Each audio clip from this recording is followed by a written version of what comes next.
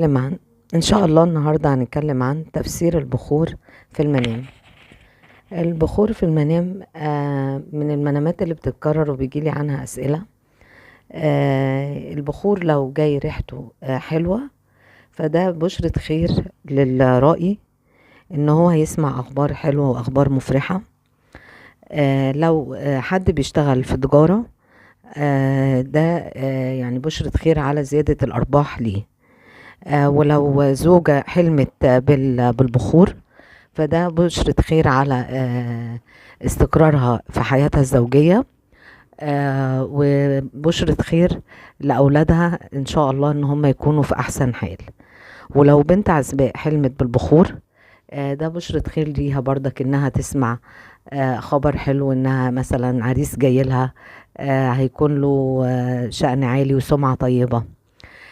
لكن التفسيرات اللي مش حلوة في البخور، لو حد شم ريحة بخور مش حلوة بتبقى ديت أخبار مش مفرحة، أو في مشاكل هتبقى موجودة في الفترة القادمة، فيكون على حذر على قد ما يقدر، أو يحاول إن هو يتجنب دخول مشاكل مع حد.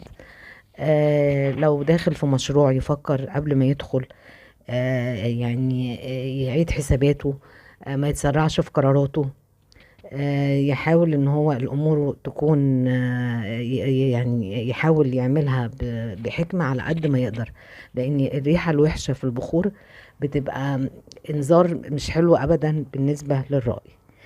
ويوم الجمعة كده عايزين دايما ان احنا نبخر البيت.